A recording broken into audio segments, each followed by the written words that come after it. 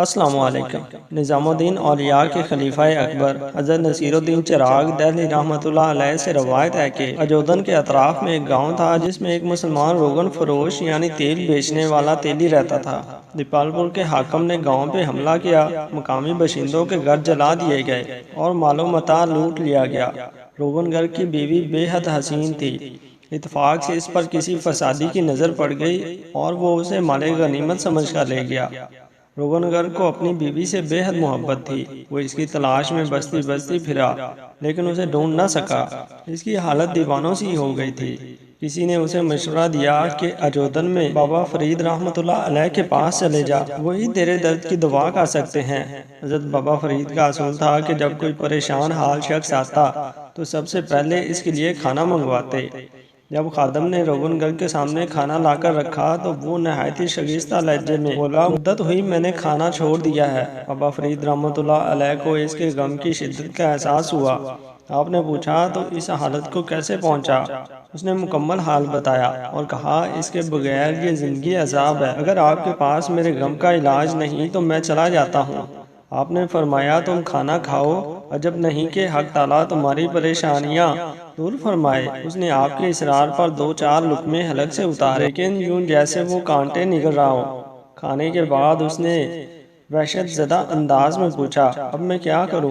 آپ رحمۃ اللہ علیہ نے اسے تسلی دی اور فرمایا، کچھ دن تک میرے پاس رہو۔ روغن گر مجبوراً خانقاہ کے ایک گوشے میں جا پڑا، مگر اس طرح کہ ہر گھنٹے بعد آ کر آپ سے فریاد کرتا کہ ابھی تک اس کی بیوی نہیں ملی۔ بابا فرید ہر بار خندہ پیشانی سے اسے تسلی دیتے اور پھر اپنے مریدوں سے فرماتے، دیکھو عشق کی آگ نے اس کی روح تک جلا ڈالا ہے، اگرچہ اس کا عشق دنیاوی ہے لیکن سچا ہے۔ 2 دن گزر گئے، روغن گر مایوس ہو گیا۔ تیسرے دن ایک عجیب بات ہوئی۔ دیپال پور کے حاکم نے اپنے سپاہیوں کو حکم دیا کہ وہ اجودن کے منشی کو گرفتار کر کے اس کے سامنے پیش کریں۔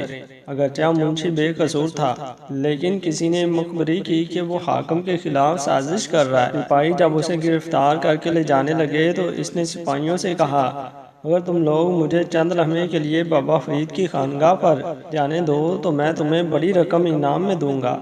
ویسے تو شاید سپاہی رضامند نہ ہوتے لیکن رقم کے لالچ میں وہ مان گئے۔ جب منشی زنجیروں میں جکڑا ہوا آپ کی خانقاہ تک پہنچا تو آپ نے پوچھا، یہ کیا معاملہ ہے؟ وہ بولا، سرکار میں بے قصور ہوں لیکن یہ لوگ مجھے گرفتار کر کے لے جا رہے ہیں، آپ کی دعاؤں کے سوا میرا کچھ آسرا نہیں۔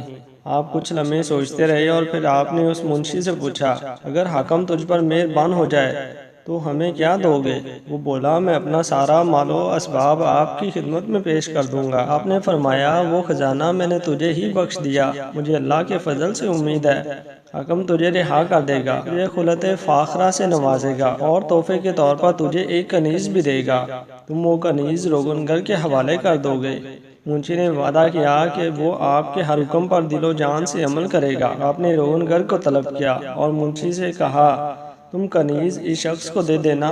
روغن گر روتے ہوئے بولا، میرے پاس اتنی دولت ہے کہ میں 8 کنیزیں خرید سکتا ہوں لیکن مجھے اپنی بیوی کے سوا کسی عورت کی رفاقت گوارا نہیں۔ آپ مسکرائے اور فرمایا، تم صرف میرے کہنے پر اس کے ساتھ چلے جاؤ۔ مجبوراً روغن گر منشی کے ساتھ چلا گیا۔ سپاہیوں نے منشی کو قید خانے میں بند کر دیا اور روغن گر مایوس قید خانے کے دروازے کے باہر بیٹھ گیا۔ دوسرے دن منشی کو حاکم کے سامنے پیش کیا گیا۔ حاکم سخت لہجے میں تھا۔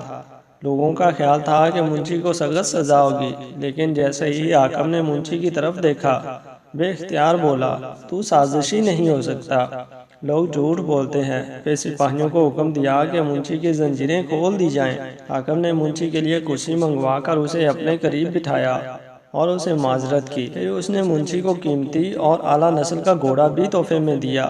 جب منشی انعام لے کر پلٹنے لگا تو حاکم نے ایک برقع پوش خاتون کی طرف اشارہ کیا، اور یہ کنیز تیری خدمت کے لیے ہے۔ پھر حاکم نے پوچھا، کچھ اور چاہتا ہے؟ منشی پر حیرتوں کے پہاڑ ٹوٹ پڑے۔ وہ حاکم کی عنایات کا شکریہ ادا کر کے اور واپسی کی اجازت لے کر چل پڑا۔ برقع پوش کنیز اس کے پیچھے چل رہی تھی۔ جب منشی حوالات کے قریب پہنچا تو اس نے دیکھا روغن گر اداس بیٹھا۔ کنیز دوڑی اور جا کر روغن گر سے لپٹ گئی۔ روغن گر گھبرا کر کھڑا ہو گیا۔ کون ہو تم؟ کنیز نے نقاب الٹ دیا۔ تمہاری بیوی روغن کو سکتا ستاری ہو گیا۔ کچھ دیر بعد وہ چیخیں مار کر رونے لگا۔ اس کی بیوی حیرت زدہ ہو گئی، کسے پکار رہے ہو؟ اسے جس کی دعاؤں کے طفیل مجھے تیرا دیدار ہوا۔ روغن زاروں قطار رو رہا تھا۔ اس کی نگاہ کرم نہ ہوتی تو میں اس آگ میں جل کر راکھ ہو چکا۔ منشی نے پورا واقعہ سنا تو اس کی آنکھیں بھی بھیگ گئیں۔